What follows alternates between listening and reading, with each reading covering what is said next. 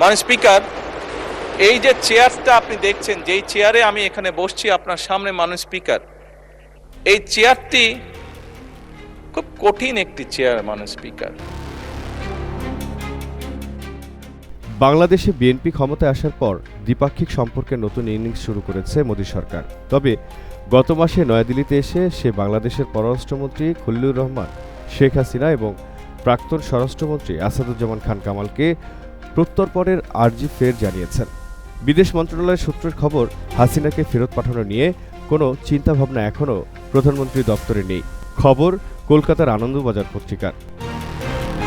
এদিকে আনন্দবাজার পত্রিকায় ১৯ মে প্রকাশিত সাক্ষাৎকারে এই পরিস্থিতিতে তাঁর নিজের এবং আওয়ামী লীগের অন্য নেতাদের দেশে ফেরা নিয়ে ভারতে পলাতক শেখ হাসিনা বলেছেন, সৃষ্টিকর্তা যেহেতু বাঁচিয়ে রেখেছেন, আমি দ্রুতই বাংলাদেশের মাটিতে ফিরব। মাথা উঁচু করে দেশে গণতান্ত্রিক পরিবেশ ফেরানোর গর্ব নিয়েই ফিরব।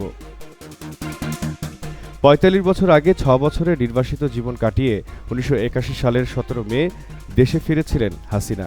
২০২৪ সালের ৫ আগস্ট প্রাণ বাঁচাতে আবার ভারতে আশ্রয় নেয়া হাসিনার আওয়ামী লীগের উপর নিষেধাজ্ঞা থাকলে কিভাবে দেশে প্রত্যাবর্তন সম্ভব? আনন্দবাজারের এই প্রশ্নে হাসিনার জবাব, বঙ্গবন্ধুকে সপরিবারের হত্যা করার পরেও তৎকালীন শাসক গোষ্ঠী আওয়ামী লীগকে ধ্বংস করার সব চেষ্টা করে, কিন্তু উল্টে আওয়ামী লীগ শক্তিশালী হয়েই ফিরে এসেছে। যারা এই নিষেধাজ্ঞা স্থায়ী মনে করছেন তাদের ইতিহাসের পাতায় চোখ রাখতে বলবো। আমাদের কোটি কোটি সমর্থক এবং লাখো নেতাকর্মী দেশেই রয়েছেন। এখনও আমার ছাত্রলীগের ছেলেরাই অসহায় কৃষকদের পাশে রয়েছে।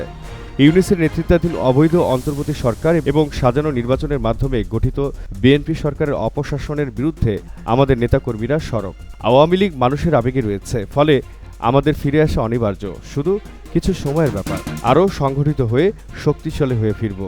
নীরবে তার প্রস্তুতি চলছে। আওয়ামী লীগের বহু নেতাকর্মী এই মুহূর্তে দেশের বাইরে।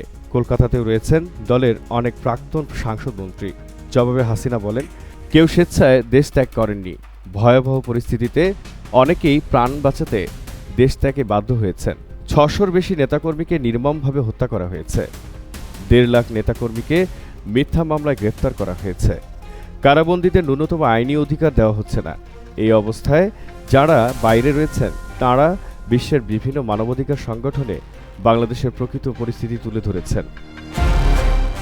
সামাজিক মাধ্যমে সক্রিয় রয়েছেন। দেশে ন্যূনতম গণতান্ত্রিক পরিবেশ ও আইনের শাসন তৈরি হলেই তাঁরা ফিরবেন। শত প্রতিকূলতার মধ্যেও যারা দলীয় কর্মসূচি পালন করছেন, দল তাদের সর্বোচ্চ মূল্যায়ন করবে।